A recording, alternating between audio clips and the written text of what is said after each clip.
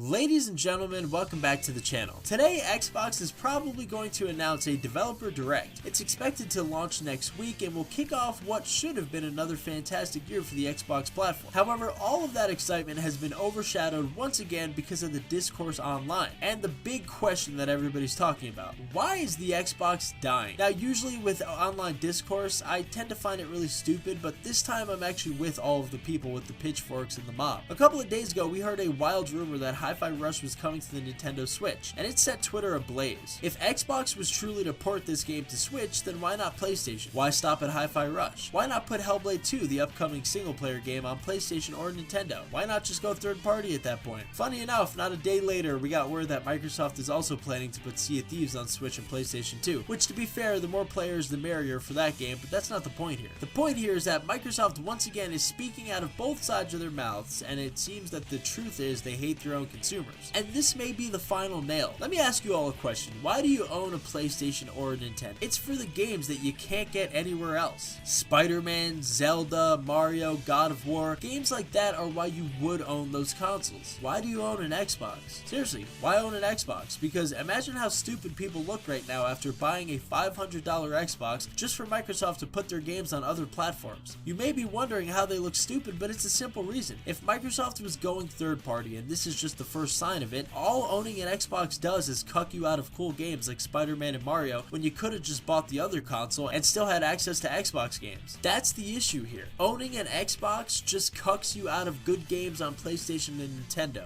Owning a Nintendo and PlayStation might give you those cool games that they have to offer and Xbox games because they clearly want to go third party. Now, Game Pass, of course, is the big idea for Xbox behind everything they do. They care about Game Pass subscriptions over console sales, and we've known that for a while. This isn't news. This way of thinking is why the Xbox is dying, though. You see, the majority of the world plays their video games on console, excluding mobile gaming, of course. This means that to gain access to more people, you need to sell more hardware. But Microsoft can't sell hardware to save their life. The Xbox Series consoles are trending behind the Xbox One consoles, and we know how bad that console generation was for Microsoft. Still, Microsoft does not seem to care because it's all about Game Pass. So if you're looking for a cause of death for the Xbox, well, in the future, it's going to write Game Pass. The idea that Phil Spencer created to save the Xbox is actually going to be the idea that finally puts Old Yeller down in the end. And it's a damn shame because it didn't have to be this way. PlayStation and Nintendo have mastered hardware sales. Their consoles sell better than even McDonald's fast food sells. Why is this? Well, other than the games that I mentioned before, it's because they actually care about the hardware they make. The Switch lasted longer than any typical generation Nintendo usually has, but it also got way more support than any other previous Nintendo console, and we're getting an upgraded version of the Switch 2 or the Switch Pro this year. The PS5 Pro is coming out this year too, and PlayStation has already got off to a very hot start with this generation software-wise. That's called caring for your hardware. Nintendo is not putting Mario anywhere else but Switch. PlayStation does port their games to PC, but it's years after the fact, and PC is not a competitor to console at all. In fact, if PlayStation wanted, they could put their games day and date on PC and it wouldn't hurt them a little bit. You know what would hurt PS5 sales though? Putting Spider-Man on the Switch 2. Giving people a reason to just save money and access their games on a cheaper device. You know what it might hurt Nintendo? Focusing on Nintendo Switch Online services rather than the hardware. It might cause people to simply ask for that service to be on other hardware so that they can enjoy Nintendo's catalog of games but on the platform they actually want to have. It's funny too because in the leaked documents from Insomniac's malware hack, PlayStation talked about how their method is outdated and maybe they should catch up to Microsoft. Of course, I'm paraphrasing, but they quite literally said their method is outdated and they need to upgrade their subscription services. But now I disagree, even though I did agree with that assessment to begin with. The PS5 is going to break records for Sony, it already has, and the Switch 2 is literally like the third best-selling console ever. And when we get that new Mario Kart 9 or the new Super Mario Odyssey 2, Metroid Prime 4, the Switch 2 is going to break the Switch's records. So why does the traditional method need to change? Because budgets are increasing for games? Because services are the cool new way to shovel microtransactions down consumers' throats? I hope Nintendo and Sony stay the course. Stick to the traditional method that's been working. Let Microsoft Titanic themselves into third party, because to be honest, it's what they want, and it's what they've been asking for ever since they decided Game Pass above everything. Because once they started doing that, the Xbox's life cycle was a ticking time bomb, meaning that the Xbox was eventually going to die, even though I and many others couldn't see that. At least when Sega faced their end in the console war, they went out with a bang. The Dreamcast was their best console to date, with some of their best and best looking games of all time. They wanted to be a part of the console market, but they just lost to the opposing consoles, the N64 and the PlayStation. And when the PlayStation 2 came out, that was the end of Sega. But it was fair and respectable. Sega tried and they failed. They had a good run, but it was over. Again, that is fair and respectable, but what's happening here with Microsoft is not. Because what's happening here is Microsoft is quitting. They're quitting on their consumers, like myself and others who spent a lot of money on their hardware. They're quitting on competition because they feel they have no path to giving Nintendo or Sony a run for their money, even though they have the most studios and quite literally Activision, Blizzard, and Bethesda. And more importantly and finally, they're quitting on the Xbox console. I'm sure Phil Spencer is going to come out with some big statement at the showcase, or maybe it'll be on Twitter where he says Xbox isn't going third party, we intend to keep our games exclusive, blah blah blah. But we've heard that before from Phil Spencer, and yet every other week there's rumors of something happening that's going to make Microsoft go third party. He says they're first party platform, but then their CFO says actually we kind of want to put our games everywhere, and that's the plan. Microsoft is talking out of both sides of their mouth, but if you follow the money and the business trail, it looks like they're going to go third party and the death of Xbox is upon us. But what do you guys think about all this? Should Microsoft commit to the Xbox or should they go third party? Is this the end of a big console or is it just another non-story? Let me know in the comment section down below, and thank you for checking out this video. Hope to see you guys in the next one, but until then,